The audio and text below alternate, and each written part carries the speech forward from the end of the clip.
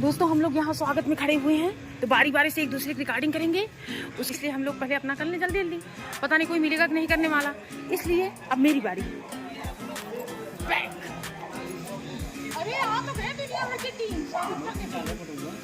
अच्छा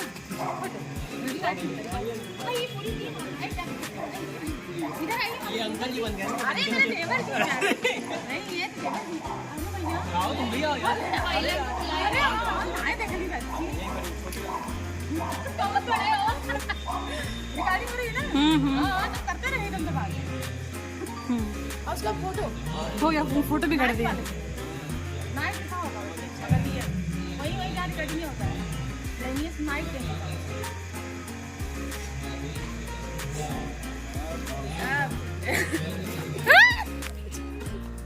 नहीं की चैटिंग कर दी।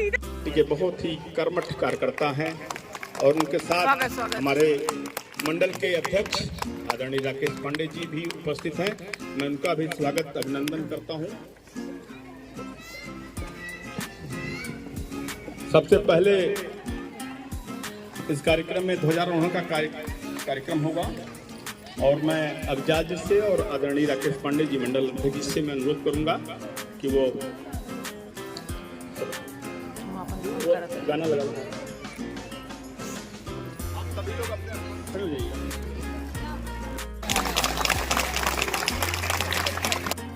जनगण मन अधिनायक जय हे भारत भाग्य विधाता, पंजाब सिंध गुजरात मराठा द्राविड़ उत्कल बंगा, विंध्य हिमाचल यमुना गंगा, उच्छल जलधि तरंगा, तव शुभ नामे जागे, तव शुभ आशीष मांगे, गाहे तव जय गाथा, जनगण मंगलदायक जय हे भारत भाग्य विधाता, जय हे जय हे जय हे जय जय जय जय हे जय।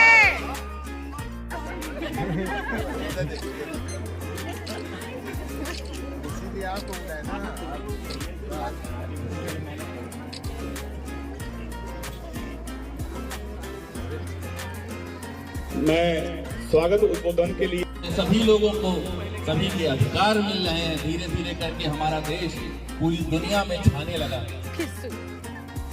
भारतवर्ष को हम लोगों को ना अमेरिका बनाने का लक्ष्य लेके चलना है। और बेइज्जती हमारी पार्टी, हमारा विचार जो है, भारत को कोई अमेरिका बनाने का स्वप्न नहीं देखता, बनाना चाहते हैं वो भारत जो पूरी दुनिया में कभी नेतृत्व करता था। पूरी दुनिया के लोग यहाँ पर आते थे, यहाँ पर ज्ञान प्राप्त करने आते थे, यहाँ पर योग प्राप्त करने आते थे, यहाँ पर साधना करने के लिए आते थे, यहाँ पर अध्ययन करने के लिए आते थे।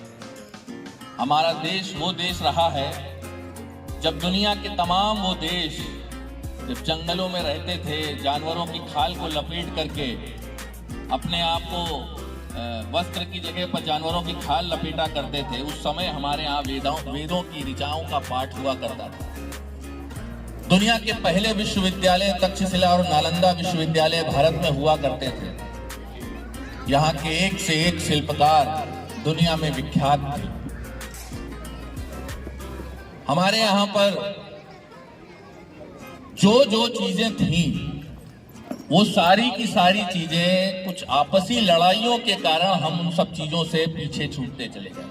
और दुनिया के वो देश जो यहाँ पर सीखने आते थे उन लोगों ने उसको स्वीकार कर लिया, उन लोगों ने उसी पे काम शुरू किया और हम अपने यहाँ आपस में जातियों में पंथों में लड़ाई झगड़ा करते रहे, छोटे छोटे राज्यों के लिए झगड़ा करते रहे। धीरे धीरे धीरे धीरे हमारा जो समय था वो नीचे डाउनफॉल की ओर जाता चला गया।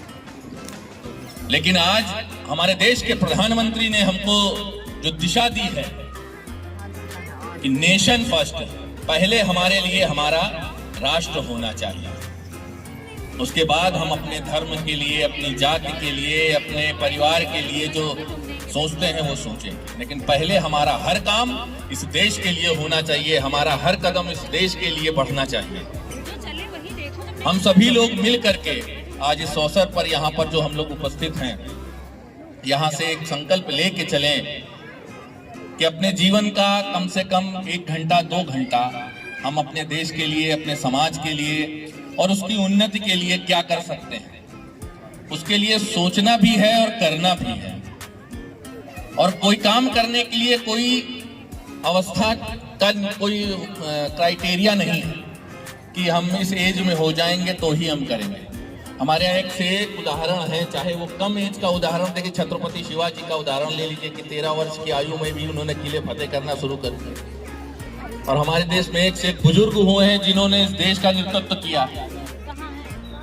तो समाज के लिए और देश के लिए करने की कोई भी अवस्था नहीं होती है। कोई भी जिस समय भी ठान लेगा कि अब हमारा जीवन इस देश के लिए समर्पित है, हमको अपने समाज के लिए, अपने देश के लिए काम करना है, तो उस दिशा की ओर अग्रसर होकर के काम करे, अपने जीवन को सार्थक बनाने का समय है। क्योंकि इस धरती पर तमाम प्रकार के जीव जंतु जन्म लेते हैं और मर के चले जाते हैं।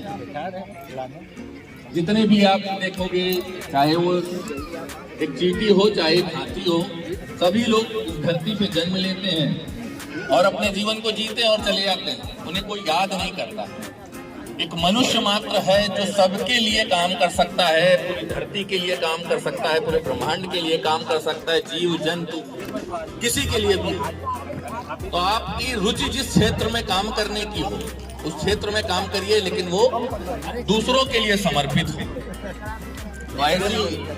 ऐसा आग्रह है आप लोगों से कि यहाँ से आप जाएं और ये संकल्प लेके जाएं। आज हमारा जो ध्वज है वो फहर रहा है और हमारे लिए हमारा गौरव, हमारा मान, हमारा सम्मान हमारा राष्ट्रीय ध्वज है।